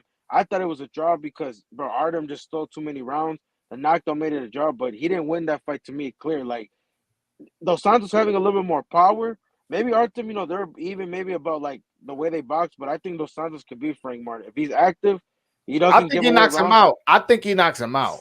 I don't know, man. The thing that scares me is Frank Martin does have power late, though. That's the thing. Nah, but you got to remember, it may not even get late, bro. This guy's an aggressive southpaw. And you saw what happened to your boy Rayo. Hey, another aggressive southpaw. Oof, Rayo. Hey, Rayo said he wants that rematch. A Rayo lo rayaron. Hey, Rayo's gonna get that rematch. He said after he beats Chris Colbert. Okay. Okay. Hey, he running it back. Hey, like he's running it back. How Dos Santos should run it back with Foster. I don't think he's ever gonna be the same after that fucking ass. No, I think. I mean, to be honest, he'd be funny. I'm being funny. I know. I'm talking shit, bro. I give you a prize. I was like, damn, he caught him. I even make jokes about him. Like, yo, you would joke. You were like, who this guy? And I was telling you the whole time, I saw him win against Foster. Though you gotta understand his last performance. He looked dangerous the first 6 rounds, but if you look at the second half, you gotta think as a boxer, and you see him, and you're like, man, like, is this guy really that? You saw the knockout he had after his loss to Foster? That is true. I didn't see that, bro. My last fight of him was when he lost. And then people who in the know telling me, yo, this dude is nice. So I was like, all right, this dude's nice.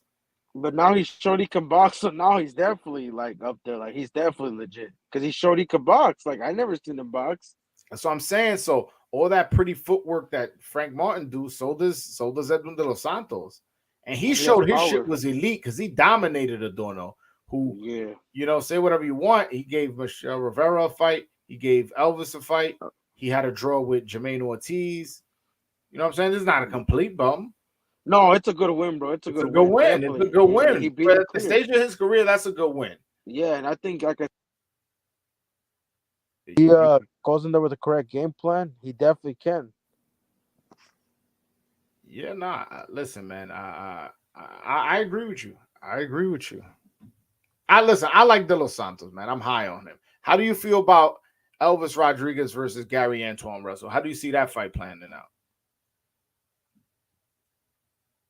Polo.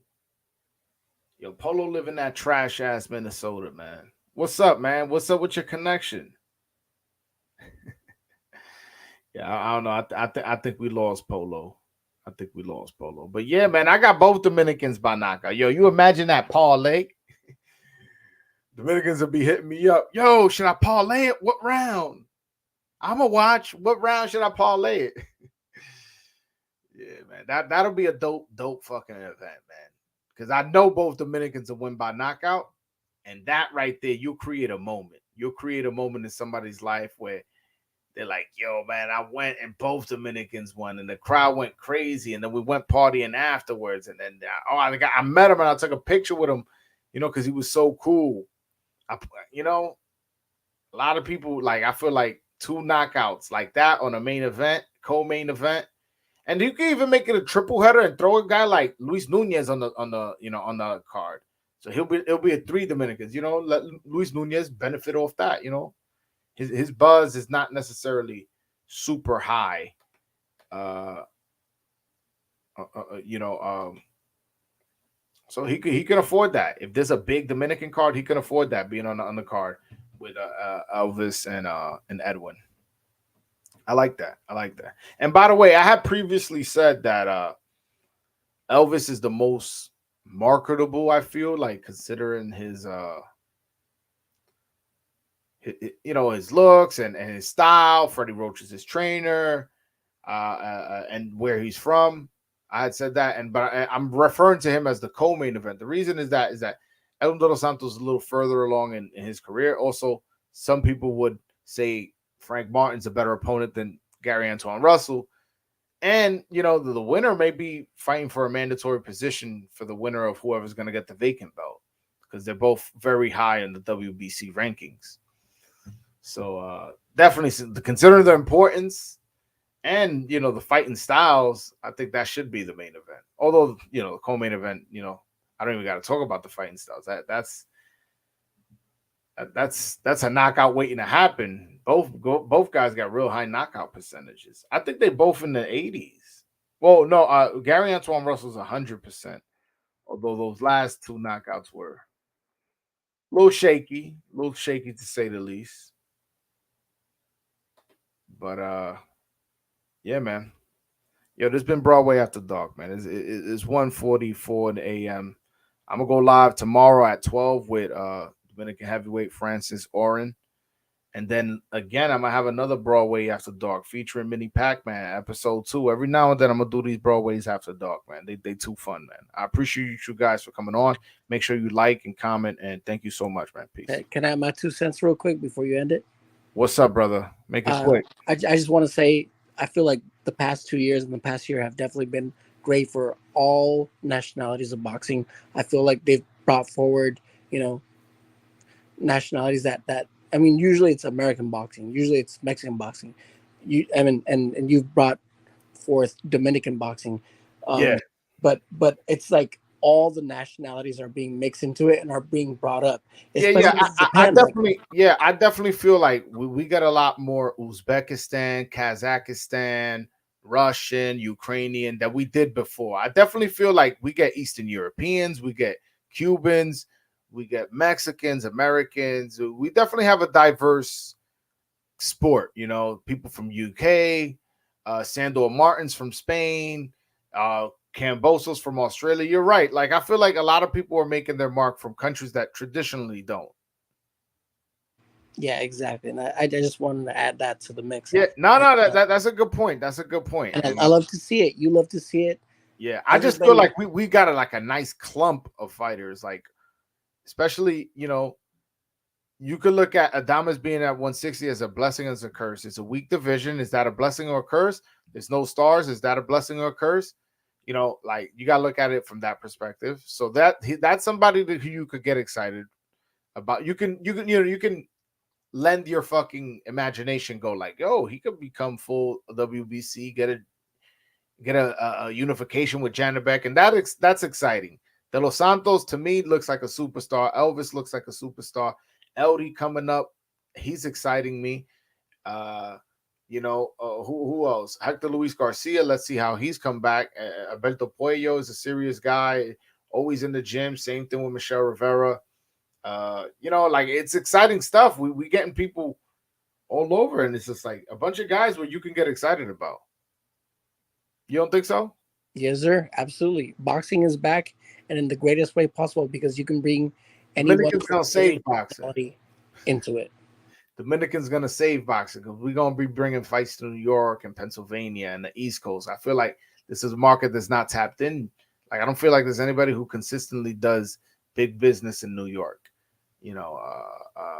So I feel like if Dominicans, if we kick the door down and we start proving we're ticket sellers, we could really, really, really, capitalize off this. And so can the fighters. The fighters can make a lot of money, man, because once you're a ticket seller, you have a negotiating leverage over people. Like, we've seen that with Canelo. Since he's the draw, he's the ticket seller, he's the pay-per-view guy, he gets what he wants.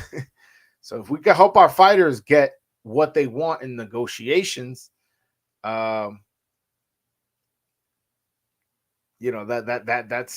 how I look at it. Like, that's a good way. Yeah, you on point with that, because at the end of the day, we tune in for the fighters, not for the promotion company, not for whatever broadcaster they're on. We tune in because we love the fighters, and as long as we support the fighters, regardless of where they're from, they're gonna do great. And for sure, right? Like, Kenneth Sims beat Elvis Rodriguez. I interviewed Kenneth Sims. I made sure I showed him love. Like, yo, I'm not that guy that if you beat a Dominican, I'm gonna hate you forever. I'm not that guy. So when I saw Brian Mendoza in whatchamacallit, in Vegas, I told him straight up, yo, congrats on that Jason Rosario win. I asked him, like, what are you gonna do, like, in your career? You're gonna go to 54, you're gonna go to stay at 60. I was kind of asking him questions and stuff like that. I showed him love. I interviewed Lamont Roach, who has an upcoming fight with Hector Luis Garcia. So like honestly, like I try my best to cover as much as I can. Obviously, I have a focus because I'm here building a movement, building a fan base, and building a brand, to be honest with you. But I call it how it is. I'm trying to get coverage from every single angle I can get. So as much as I am the voice of Dominican boxing, as you've seen, I interview Mauricio and Jim Lampley and Al Bernstein and Teofimo and Errol Spence and Derek James and Frank Martin and Carlos Adames. And it's like, all right, I covered enough, Blair Cobbs. I've interviewed everybody. And that's why you're getting your flowers for that, and you deserve those flowers, boss. I appreciate that, man. Yo, honestly, I was gonna cop off, but you got me talking, bro. You're a good talker. You know why you're a good talker? Because you don't talk much. Yeah. But now you got me thinking. Nah, man. For a long time, I felt like, damn, man, what am I doing with my life? For a long time, I felt like that, and like, yo, I figured it out. This is what I'm gonna do right here. I'm building something big, man. Like the shit moving quick. I know I'm good at what I do, man. Again, I rewatched the Mauricio Suleiman interview because I had to cut it up and put it out. I'm like, damn, that was a really good interview. And then the my interview with Jim Lampley, I had rewatched and edited not long ago, and I was like, damn, that was a big interview. And then I followed it up by interviewing Al Bernstein. I'm like, whoa, I'm on a roll. So I definitely feel like, yo, I'm proud. I accomplished a lot, and a lot of shit that I've been like, I would love an interview with Lampley. I'm getting, I would love an interview with Al Bernstein. I would love an interview Mauricio, and I'm like, okay, like shit's starting to turn my way, and it's exciting. This journey is exciting, man. And as long as the Dominican boxers do what they do in the ring, my channel's only going to grow even more. And the thing is, like, I mean, I know your focus is Dominican boxing, but at the end of the day, you're a journalist, and you've proven that. For sure. And I'm proud of that. I'm proud. I'm very big on being called a journalist. And not just some fucking, like some content creator. No. I'm a journalist. That's one thing that's like a touchy subject with me. Like, I'm a real journalist. Just because I don't write it and I do it with the videos, I definitely cover the sport, and I'm definitely an asset. No, bro. I mean, don't get me wrong.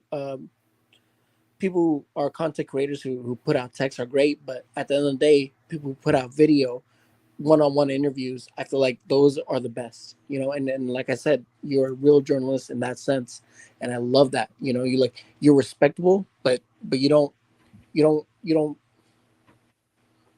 can I put it? You put the bullshit aside. You put the let me make face with you aside. You just say, hey, listen, this is what the people want to know, and that's the questions you ask. All right, let me ask you this, Jose. Listen, honestly, I think I'm the best interviewer in all of YouTube. I honestly feel that way, but whatever. I don't know if you do, but who would you like to see me interview? It could be any race, any whatever, anything. Who would you like to see me interview? Who'd I like to see you interview? Yeah. About their life story or about what they're doing in boxing. That's the thing, dude. You ask great questions. Like you. No, but who? If you had your pick as to who I could interview, who would it be? I don't know. I feel like any interview you'd have would be great. Give me a name, bro. Come on, don't leave me hanging, bro. No. Wait. I had legit put some thought to that. I had to legit put some thought to that. Let me sit back. You know who I would like? You know how I like to interview? I would like to interview Shannon Briggs. Shannon Briggs got a real story, man. He's from Brooklyn, and I heard him tell some of it on Joe Rogan's podcast. But I would love to discuss his life on my channel, man. That would be a dope guest. That actually would be a great interview because a lot of people see Shannon Briggs videos and those shits are viral. Yeah, like man. I would love to interview Shannon Briggs. Nobody out here. He's telling me he would love to see me interview Gabe Rosado. You know what's funny? I was gonna interview Gabe Rosado, but it was a whole runaround. But I would love to interview Gabe Rosado. Yes. Hey, you know what? Here's one thing I will say about Gabe Rosado. I'm Mexican, so I went to the Gabe Rosado versus Jaime Munguia weigh-in, and I'm Mexican, and Rosado made himself a lot more available to me than Munguia did. I swear I waited outside of Munguia's hotel room for like probably 35, 45 minutes. I literally waited after the certified press. stalker, bro. You a Yeah, certified stalker, bro. I was just trying to get him out of You got Jaime Munguia scared, bro. I would know there was like 10, 15 people there. But here's the thing. I waited outside of the press conference or the weigh-in for like 10 minutes, and Rosado came out. He signed my sweater that, okay, I'm not 100% proud of it, but he signed my sweater that I had Artman make. And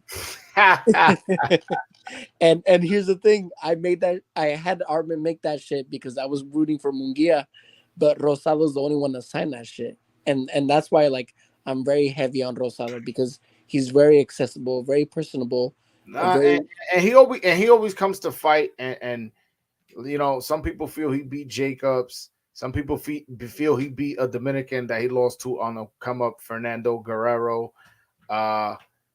You know, like he made that bad business decision by going at Golovkin when he had a shot at the man for a vacant title, I believe, or something at 54. I think honestly that's where his career got derailed because he had got started late, got a bunch of bad decisions on the come up, as well as, you know, took some losses because he had a short amateur career. But then he started kind of figuring it out, and he had a shot at a title like at 54, and then he took on a prime Golovkin. And I was at that fight, and he took a fucking pounding, man. That dude Golovkin beat the shit out of the dude. And I ran into Rosado in the bathroom. Yo, his face was the color of my shirt. Like, it was just, he had glasses, and you could tell both eyes were swollen. His lip was this big and bloody. His nose was super red. I'm like, it was all scratches. He was still sweating. I was like, damn, man, this dude got beat up bad. So I think that beating really took something out of him, man. That was a vicious, nasty, just bludgeoning.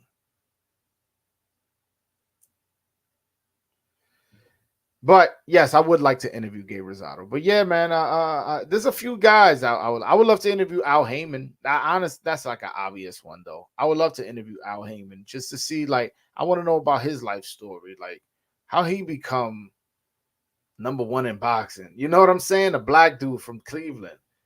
You know what I'm saying? How, and you know, I believe him and Don King from the same neighborhood too. no, yeah. He Al Heyman deserves a documentary, a Oh, that's what I'm saying. multi-episode documentary. Listen, if let's just say he has a documentary on his life in the making, like, I want to be the dude to interview him. Like, I don't even need to get paid. Like, I would just do that shit off the rip. Like, yo, I want to be the dude asking the questions. And because, man, he has a real interesting story. I read into it. Like, he started as like a concert promoter where he would, like, you know, a lot of times it would just be one star that would go perform at a city. And he was doing these festivals where, like, at a concert, it'll be like Luther Vandross, you know, Aretha Franklin, you know, Gladys Knight. It would be like a lineup of stars. And he developed his following that way, like as a promoter or some shit. And he got into the music industry and all that. And now he's in boxing. And he's doing his thing, man. Yo, the fighters are getting big money. And, you know, and he's producing the biggest fights for the fans. Look, he gave us Spence Crawford. He allowed Fulton to go to ESPN to go fight Inoue. You know, Canelo, he fought undisputed with Plant on his card.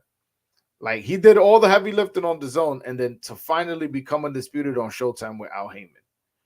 And then now he's with Al Heyman again because he's gonna fight Charlo and possibly, you know, who else next? Benavidez next after that. Who knows? We'll see. Like, yeah, man, I would love to interview him. I would love, again, people may be like, so, oh man, you should have asked him about, you know, this, like this fight that's coming up. I'm like, nah, I would more want to know about his life. And yeah, we would talk about specific negotiations, tactics he's done, and then how he feels his legacy is going to be remembered, why he doesn't talk to the media. This is all questions I would ask. I would love to do an extensive interview with Al Heyman. Would it happen? I don't know. As much as I like to see you interview current boxers, I feel like I want to ask you, which former boxer would you love to interview? Well, I said Shannon Briggs.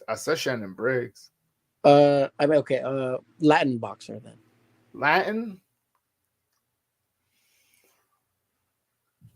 I'm thinking. I'm thinking Julio Cesar Chavez would be interesting. That was number one on my list. I was actually going to ask you if you would like to interview him.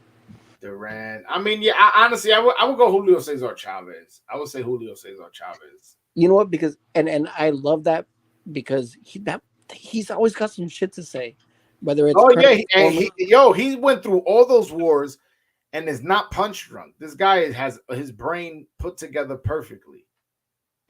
That's the thing. I feel like I love Julio Cesar Chavez because even though a lot of people like to say he fought taxi drivers, his subtle head movement is what kept his his relentlessness. He was an absolute warrior. His relentlessness, and man, he was strong physically. Man, physically he was strong. Yo, he moved up from 130 to 135 and fought the Puerto Rican Edwin Rosario in his first fight. Fought the number one guy and knocked him out. Bad, bludgeoned him, just really walked through him.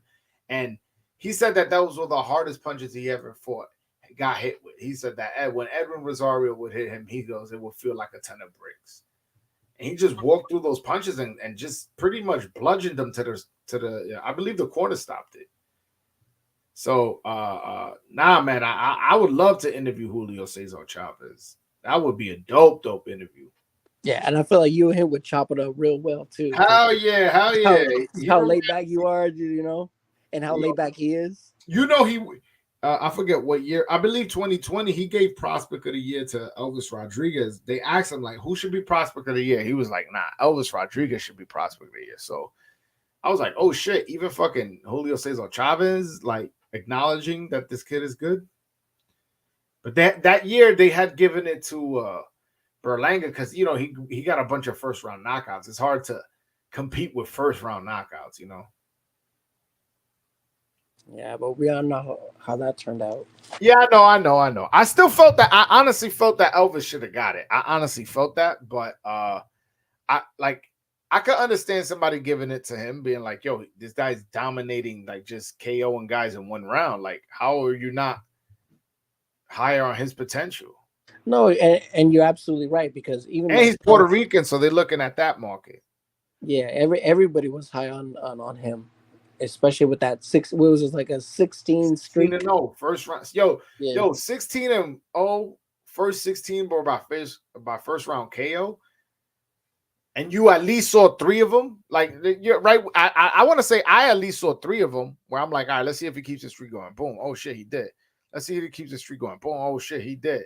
Let's see. You know, it's like, damn, there's only so much time where it's like, yo, all right, like, not only is that on his record, I've seen him do it.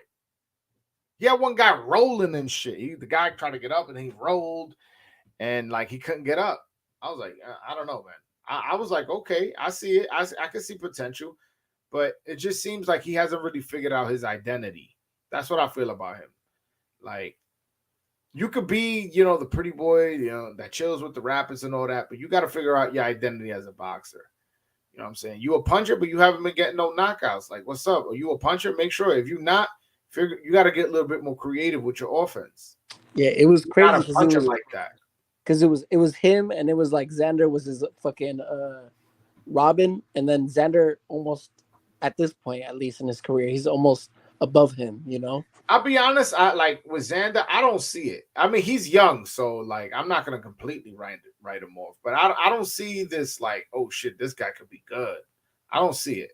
Like he looks okay. Like he looks okay. He I don't think he has power. He needs to sit down on his punches more. I'm not that high on Xander's eyes, to be honest with you. I think when it comes to me with Xander, it's more so his perceived.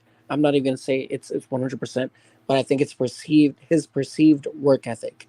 It's almost like he's almost in every other fighter's fight camp trying to get information from them or trying to get tips from them, and that's why maybe so many other people hold him to a higher standard because it seems like his work ethic is definitely there. But you know, I have yet to see him against a high level of opposition where it's just like his shit's really being tested. Okay. All right. So then we got to get them tested then. That's it. You know, that honestly, because that's the only way you're really going to know somebody's good, you know, and circling back like this, Everson Garcia, he's undefeated. He's fighting Jordan White, at August 4th. The guy's putting up two guys that like are fighting for their career. Basically, nobody knows who they are. And the winner of this fight is going to take a step further in their career. You just got to show up for those moments, man. You got to put yourself where some people are going to pick the other guy and some people are going to pick you. Got to make these like somewhat 50-50 fights so we can know who really is good. That's why a lot of people were frustrated with boxing when the Mayweather Pacquiao thing was dragging out. It's like, yeah, then we finally got it. And some people say that Pacquiao would have beat him before. Some people say no, that if anything, Mayweather would have knocked him out. But either way, people saying it was a different fight than when we wanted it. Like in boxing, we need to work on timing. Yeah, it's the same thing with Oscar De La Hoya and fucking. I'm sorry, we were just talking about him. De La Hoya y Cesar Chavez.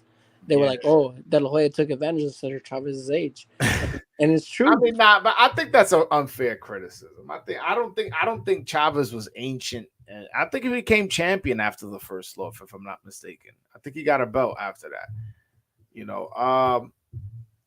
So I wouldn't say that this guy he was finished at that point. But obviously Oscar was younger and should have the advantage, but I don't think that's a fair criticism of that win on his resume. I don't think he was ancient. Now does he get credit for beating Chavez twice? Like if that was the Chavez that fought Meldrick Taylor, he doesn't get that kind of credit, but he gets credit. That's a solid win. No, yeah, definitely a solid win, but a credible win. It's on the edge, I feel. I see what you're saying. That's a fair criticism. That's a fair criticism. I'm not, but that Camacho win was dominant. You know what I'm saying? Yeah, I can feel that. And then, who's that fighter with his sons fighting now? Goddamn, he was. I feel like he was rushed too quick to fight De La Hoya. Fernando Vargas? Yes. Fernando Vargas would have been amazing if he hadn't just. Nah, his problem, he ran into Tito early. That's what it was. Yeah. It wasn't Oscar. I mean, Oscar did fuck him up. But it was more Tito Trinidad that really messed him up early in his career. And like he kind of was never the same. Like, you messing with a big puncher in Tito Trinidad. And all-time great. I believe he has the second most welterweight defenses or something like that. Like, he was elite. Like, that dude was elite. So I'm not gonna shame Vargas for losing to Tito. Oh heck no, not at all.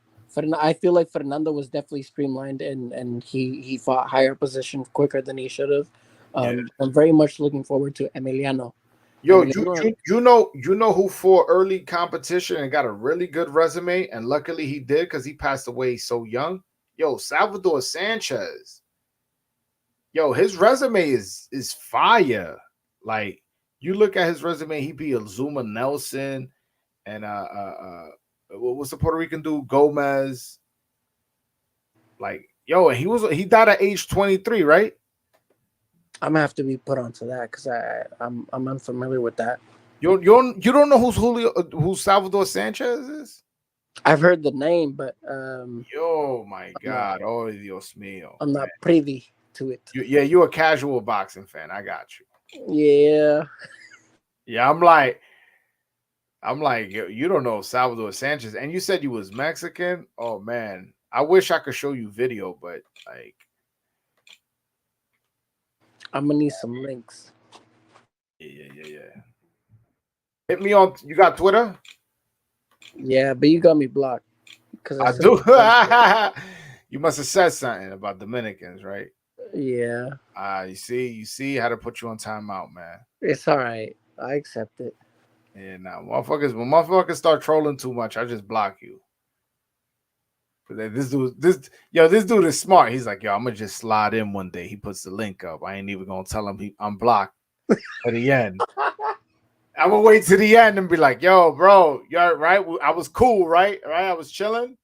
Yeah, no, you come back again. Yes, exchange your pleasantries. Then he goes, yo, unblock me. I'm Buddy 98. You know what I'm saying? Just unblock me, please.